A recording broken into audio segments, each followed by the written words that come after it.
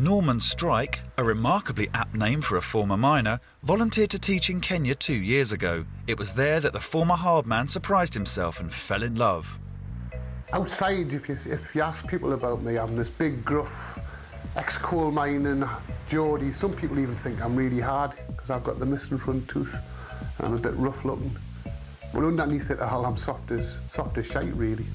Norman met Anne a year ago. They've been apart for 2 months since he came home after finishing his job. Anne plans to visit him here next week, but Norman's concerned about her travelling from Africa alone and decides to surprise her by turning up unannounced in Kenya. Plane tickets. Oh, must remember to put my luggage labels on tomorrow. Passport. Villain of the year. If you see this man, phone Crime Watch. Not too smelly. Right, those are on for today. After divorcing his first wife, Norman never believed he'd fall in love again. But they all say that, don't they? Hi, that's her, Naliaka. Met her at a party and then went through a really strange kind of old-fashioned courtship. It was really nice. That's her. That's Anne. The object of my desire.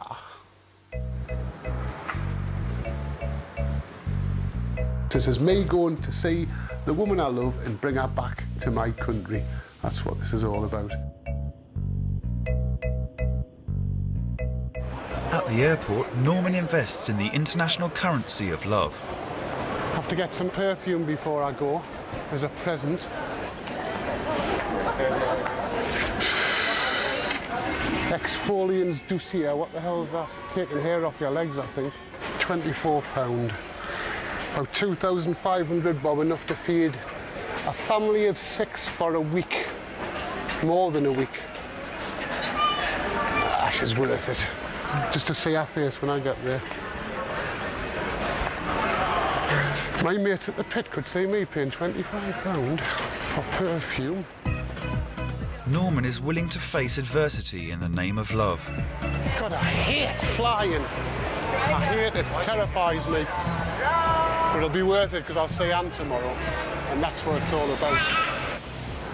The things we do for love. And after 8 long and turbulent hours, he's finally in the same continent as the woman who's stolen his northern heart. Thank God that's over with. Turbulence or what? But the heat's wonderful. We're down, I'm safe, I've landed, and it's about an hour, hour and a half, taxi, and then Wafula's going to get the shock of her life. Yeah. The Chacos? Huh? Just come here. I want to find out how much it costs before I get in his taxi. That's too much. 3.5. No, that's too much.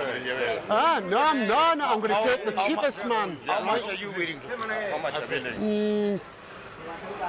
2.5. That's good. 2.5, yes, me. But nervous expectations taken its toll on Norman's memory. I've left my passport and tickets, and I just hope they haven't been stolen.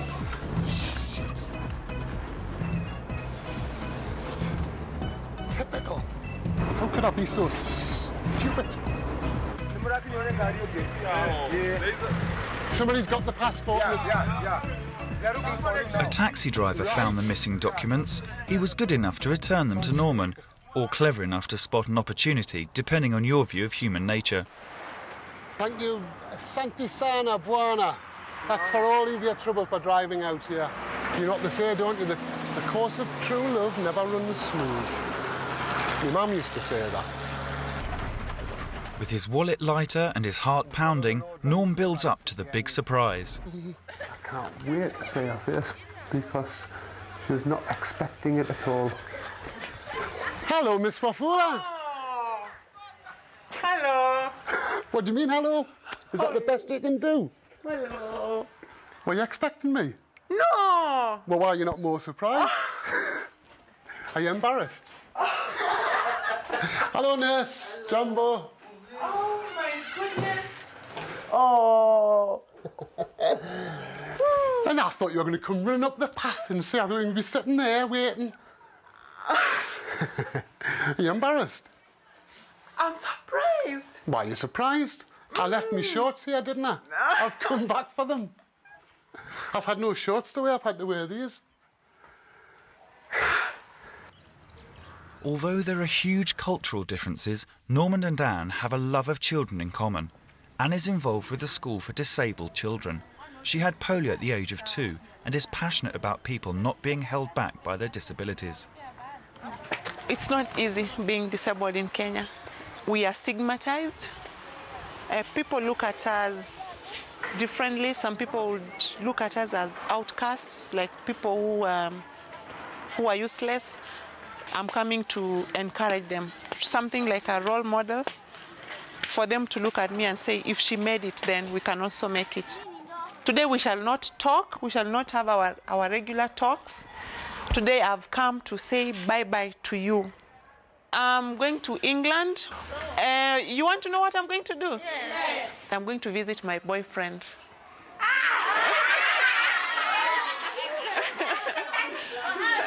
Why did you laugh? We met at a party, and then I did not fall in love immediately, but he saw me that time. So he started writing to me, and we would meet, go out for a meal, communicate with letters before we fell in love now. How old are you? I'm 29. Yeah. Norman is 49. People look at you and say, gosh, look at that old man going out with that beautiful young woman. And I kind of get a bit self-conscious about that sometimes. But at the end of the day, when I'm with Anne, you know, she reassures me all I need, that age isn't an issue. I'm comfortable with Norman because he's a mature person. He knows exactly what he wants in life. And I know he's not just playing games with me. You know, he wants a serious relationship. Yes. Tell me, have a good flight. Have a good night. Bye-bye.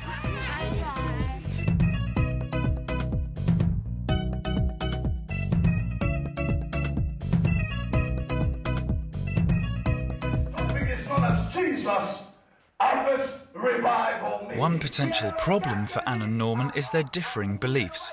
Anne's a born-again Christian, Norman is certainly not. While she's at a farewell service in her local church, agnostic Norman prefers the religion of Andy Capp, with a pint in the local boozer. She's teetotal. Odd couple, aren't we? There's me trying to pack in smoking, drink like a fish, and there's Anne, never smoked, never drank, and yes, we can go out to a pub together and have a great time in each other's company. I think that's brilliant. Anne's family is hosting a farewell party for her, so she's off into town to get her hair done. The first time Norman told me that he loved me, I thought, no, I think he's drunk. And then I told him, tell me this when you are sober. And then he told me, Anne, I'm not drunk. I'm telling you, this is what I feel. And then he fell in love with me before I fell in love with him. And like he didn't rush me. He did not rush me at all. And when I started falling in love with me, I thought, oh, am I doing the right thing? And like I put it to test so many times. I think I tried it so many times, like, is it real? Yeah, I fell in love. Mm-hmm. For Anne's farewell meal, Norman, who has been a vegetarian for 10 years, has been sent to buy a goat, the African way. Okay. Do you think it's okay? You're the goat expert. It's okay, it's okay. Right, I don't want to look in its eyes. I don't want to see in its eyes. Okay then. Hiya, I don't want to look. I don't even want to look. When you are born on this earth, there are some things that are written that have to take place in your life. So I think it was meant that Norman and I be together. Farewell, goat. Don't do that. I can't help it. No, you're not. Look, it's wrong. Anne, in our tradition, Anne, you don't do that to an animal. One of the things that me and you have to sort out between each other in our relationship is you're an African and I'm an Englishman, and in your culture you keep saying, in our culture we don't do that. And I have to, in our culture, We don't buy goats and shove them into boots of cars, slit their throats and cook them in our culture. So we're trying to find a balance between our two cultures, right? I can't help but being upset genuinely about the goat. At the party, Norman finds some traditions too much to bear.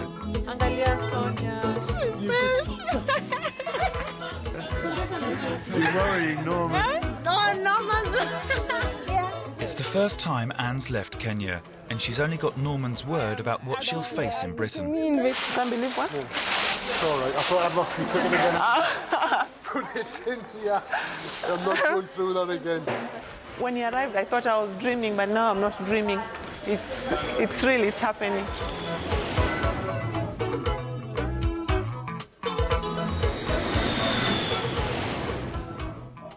At Heathrow Airport, Anne has to pass through immigration alone, a daunting prospect for an African woman on her own. Norman is worried in case she hasn't made it. I am starting to panic. I can't go out there, because they won't have gone out there, they'll still be here.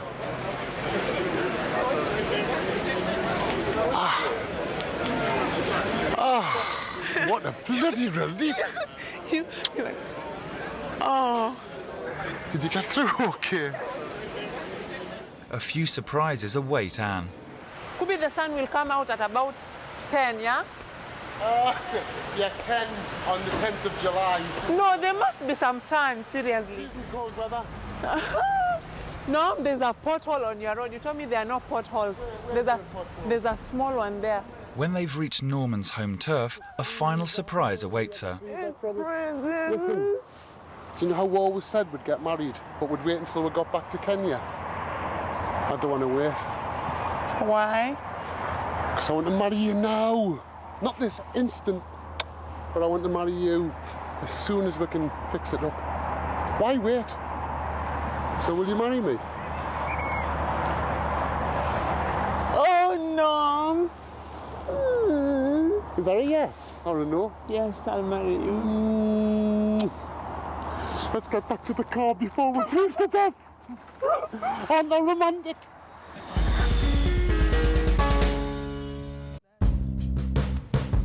Marcela gave up a great job and husband in the Czech Republic to be with her unlikely lover, disabled actor Nabil. I've come across it so many times, but people assume that I can't fuck.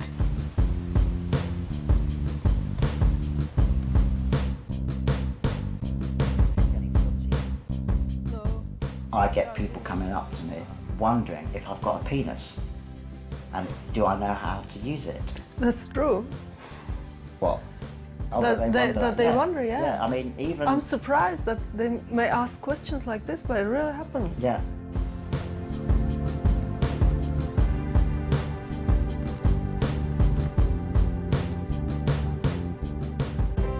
I would say people most often think that I'm a kind of carer. I'm just someone pushing the chair and not really having anything with Nabil. So they usually either communicate with me because they think I'm the one responsible for him, or they communicate with him and just completely ignore me. So they rarely, people in the street or random people rarely take us as a couple. But they're equally surprised when they see me driving. But Nabil has no problem with his drive, car or otherwise. I think we've got a great sex life. Well, luckily I didn't have any kind of prejudice regarding sexual life of disabled people. I had quite normal approach like to any other man, so I don't perceive Nabil as disabled or whatever because I know what he is able to do. I got used to him being in a wheelchair and small, and I can't say it has got any kind of impact. I can't see anything strange about him. He just appears completely normal to me. The whirlwind romance began over the internet, and after 17 months of emails, the couple rendezvoused in Prague. 10 months later, and after only 2 meetings, Marcela and Nabil were living together in the UK. The thought that Marcela has had to give up so much to be with me, a great job, well-paid job, she gave up her husband. So I obviously feel a great responsibility for Marcela having to completely change her life just for me.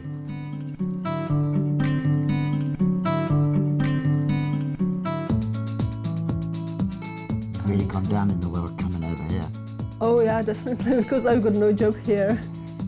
And I thought And no money. it must be easy for me to find something here, and actually it isn't. So that was quite surprising and not very pleasant experience. It has been difficult, so I finally went down thinking, okay, so I just take anything.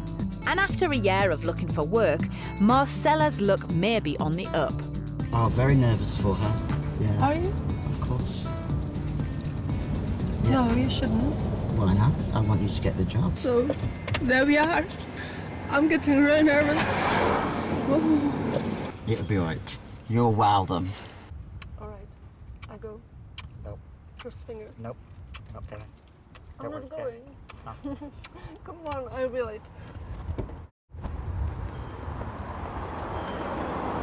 I'm nervous for her, yes. I'm also concerned that she doesn't experience too many rejections and become too despondent and believing that because she's from the Czech Republic, she hasn't got a hope of getting any work over here. I find it quite astonishing, really, that she gave up everything. This was only the second meeting that we'd had. And she said, I think I will come and live with you in May next year. I said, oh, really? Yes. Marcela was the first woman that I'd ever lived with. If Marcela decided that it was just impossible and she's not going to be able to get work in Britain and she feels that she would be better off going back to the Czech Republic, and I've told her this, I'll go with her because it's only fair that she tried it, she attempted to live here, and if it becomes impossible for her, then I'll go to wherever she chooses to go. And if Marcela doesn't get this job, they may have to.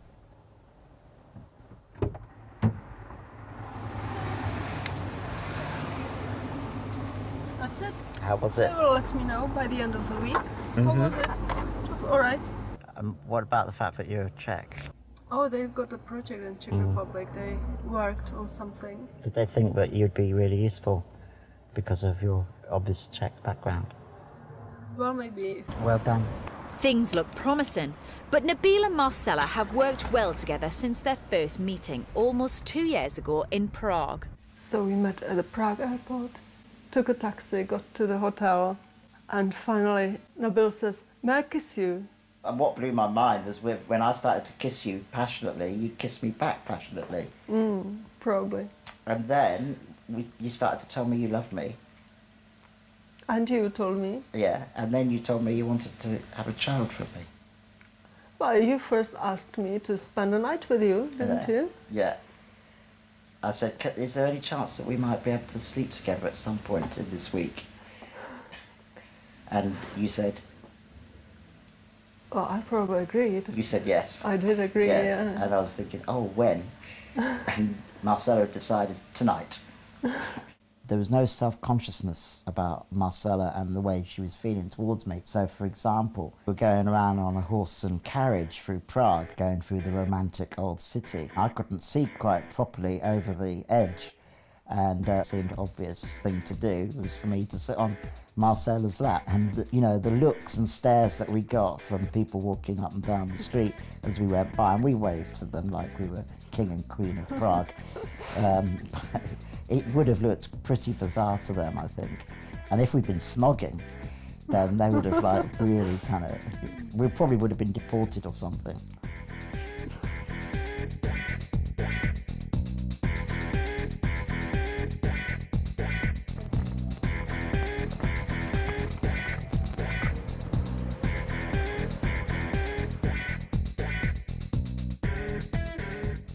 But even to Nabil's friends, the relationship can seem a little bizarre. Well, prior to meeting Marcela, the first thing you said was, I really want to fall in love. More than anything, I want to fall in love. And then he told me about this story, and didn't believe him. I mean, yeah, very far-fetched, but she's here. Seems like she's an amazing. unlikely tale. Yeah. It wouldn't be the first. There's an awful load of unlikely tales that come out of his career. Yeah. So Spend a lot it's of time lovely. wondering what's going on. I felt like it must have been really difficult for you.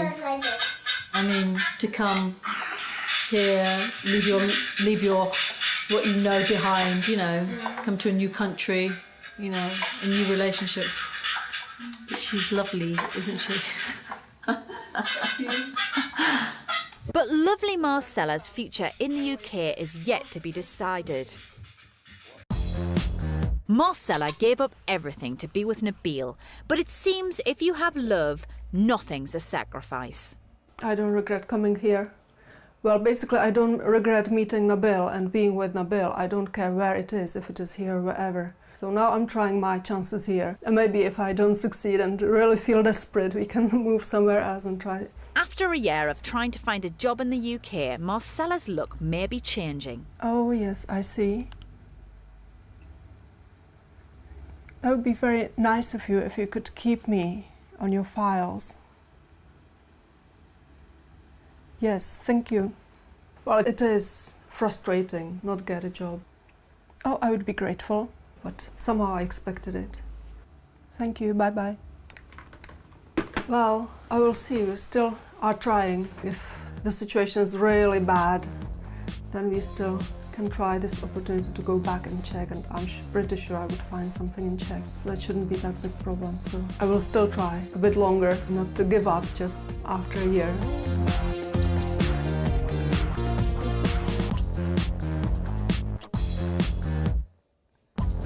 What would I like to see in my future? Certainly kids, because I'm 38, so it's high time to start kids, I think. So I would say that's probably my priority. And of course we need some money to live, so we need to earn some money, so getting a job. Yeah, but I enjoy living with Nabil, it's nice.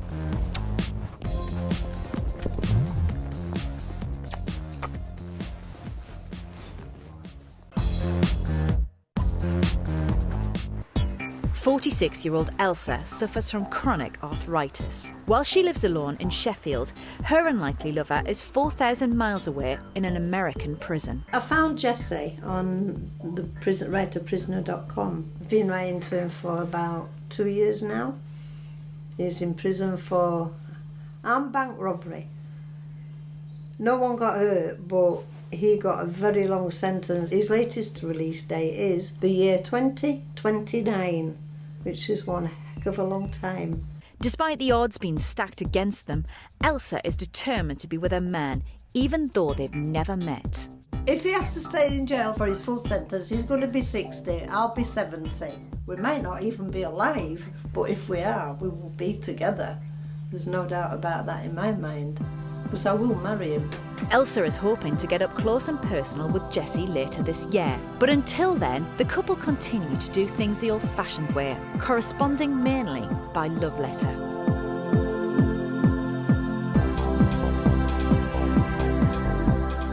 He says he misses his sunshine and his possible wife-to-be.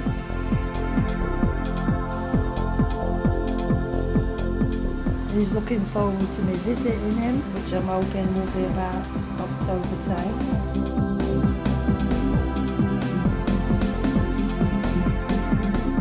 The best thing about Jesse, I think, is the fact that he loves me. For me, he's perfect, and I'm happy with that. And I wouldn't change anything about him for any reason whatsoever.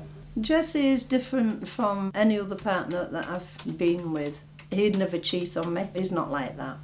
Whereas other partners have beaten me up, they've cheated on me, and they've done all sorts of tricks, but I know Jesse couldn't be like that, so he's different. He's different to anybody I've been out with before. I only use one hand.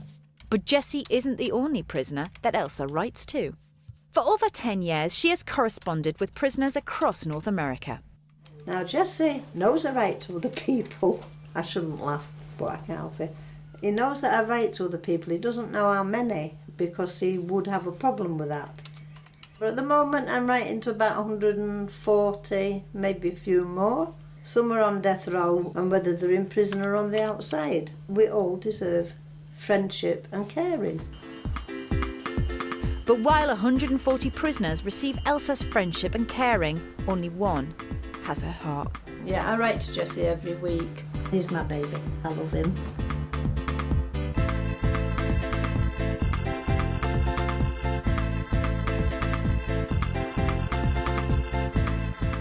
Until Jesse and Elsa meet face to face for the first time later this year, there's only one thing that beats the love letter. Once a month, Elsa is able to speak to Jesse on the phone, and tonight is one of those special nights. Jesse, come on. Come on. Just before Jesse phones, I get nervous and I sit and I look at the clock and I keep thinking to myself, come on Jesse, phone. Phone, ring. And I just get excited. And then when the phone rings, I just want to grab it quick. Hello? Hello? Hello? Hey, Hey, baby. how are you? I'm great now you're on the phone. That's good. Yeah. I'm coming to see you about October, you know. Earlier than what I'd originally planned. Gee, that's even better. You know, if we got married while you were in the prison, Yes. wouldn't you have to get permission off them? Yes. Might be able to do it in coming October. Yeah, well, that's what I'm thinking about. We better get a honeymoon. Oh, it would, wouldn't it? Yeah. And I don't suppose they'll allow that, will they? It's too much like right. Yeah. By the way, the other thing I was going to have you heard anything about what happened in court yet? Actually, yeah. Our nan will be out in 2012. It'll be 2012. Well, it's a lot better than it was. You got that right. I mean, what was it before? 2029? I bet you're happy. Yes. Yes. And me? Yeah. Oh, baby, I'm happy. I am. No doubt about it.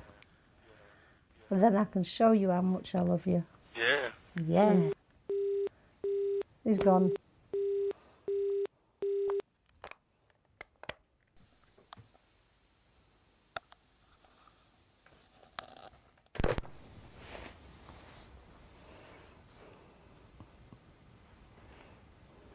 Cut me off.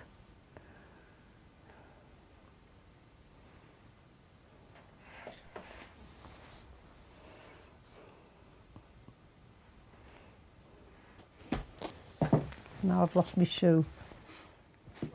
They might have his body locked up, but they haven't got his mind and spirit. That's free. And that's with me.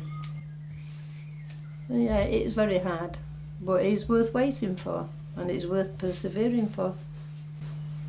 And that's what I'm going to do.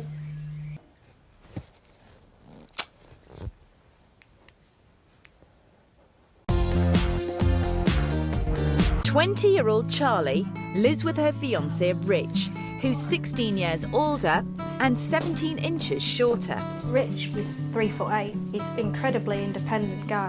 When I look at him, I don't see a small person, I just see this really great guy. Charlie first met Rich 2 years ago during a pool competition at this very pub. But it wasn't a case of eyes meeting across a crowded room. Rather, Rich's eyes checking out Charlie's backside. When we were playing pool, the first sight I got of Charlie was a bent over at the pool table, so I got a really good view of her backside over the outside. It was quite a nice sight, and it still is, I must admit. Oh, that's good to know. I was just constantly clocking her, because I've seen her play pool. I thought she's not only a good pool player, but she's quite hot as well. Shot.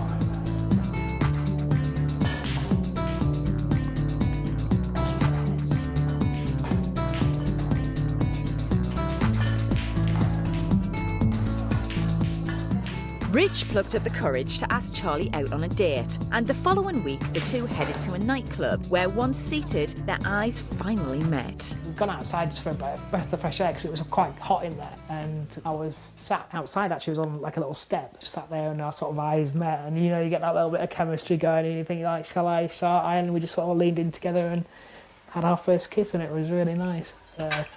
And since then, we've been together literally ever since then. I think we've only spent maybe 1 or 2 nights apart in that whole 2 years since. Charlie moved in with Rich just 6 months later, and on Valentine's Day this year, Rich proposed the old-fashioned way. I was delighted because Rich phoned me and asked me before he asked Charlotte. He asked my mum if it was okay, didn't he? Didn't ask me to marry him. Couldn't cope with both of us.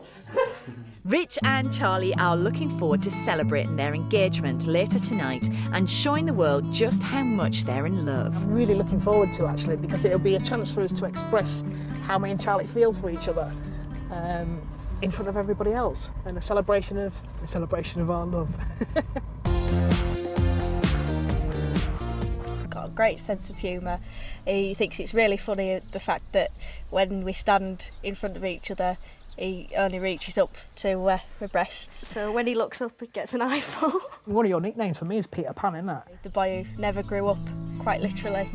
The two recently got engaged and are probably the most loved-up couple in Britain. Rich is just a really genuine, honest person. His smile just takes the breath away. I know it's cliche, but he's a really good-looking guy, and to top it all off, I know that he loves me so much.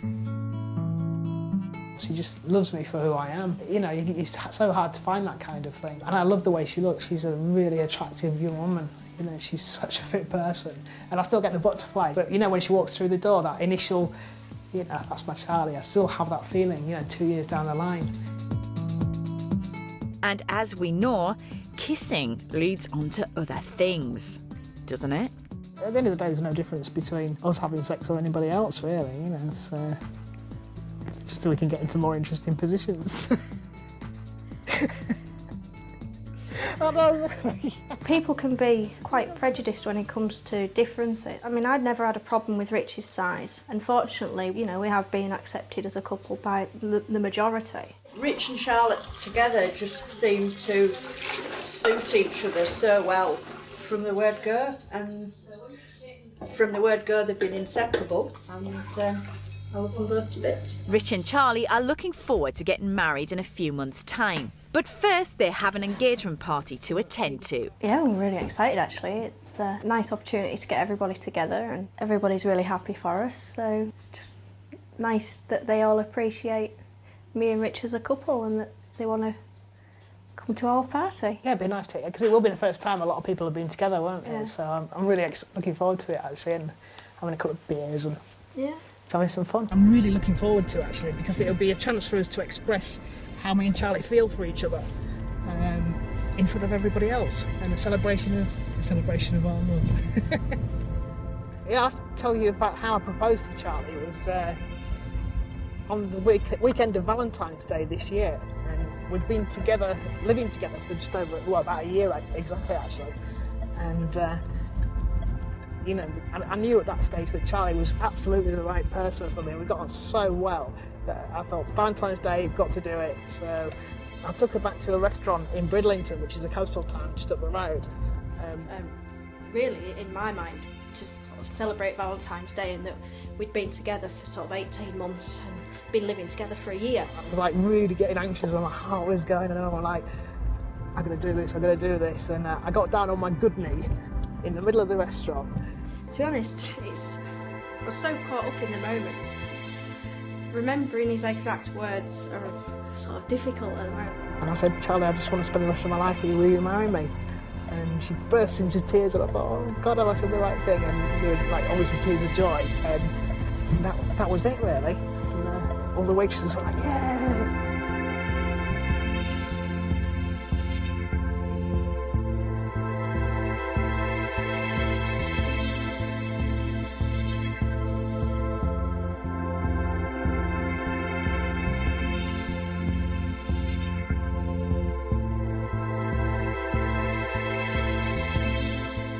And as the sun goes down, Rich and Charlie's engagement party is in full swing.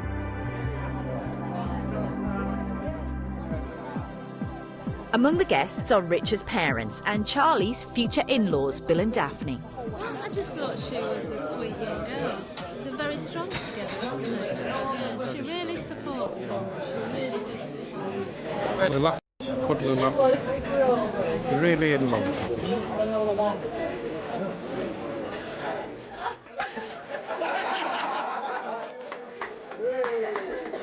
He's got a fantastic smile. Unfortunately, I get to see it quite a lot because we've got similar senses of humour. And then his eyes, just, I don't know, there's just something about his eyes that when I look into them, it's just, you could get lost in there, really. Oh. Oh. And he's just the complete package, and I just feel really loved when I'm with him. A bit of quiet, please. Oh, that works. I'd just like to thank you all for coming. You know, I appreciate you all coming down and for the engagement party, and it's a really nice opportunity for Charlie and myself to sort of express our love for each other, and for you all to sort of get to know us a little bit more as a couple. And I just hope that we have a fantastic life together, which I'm sure we will. And I just want you to know that I love you so much. Oh, you too.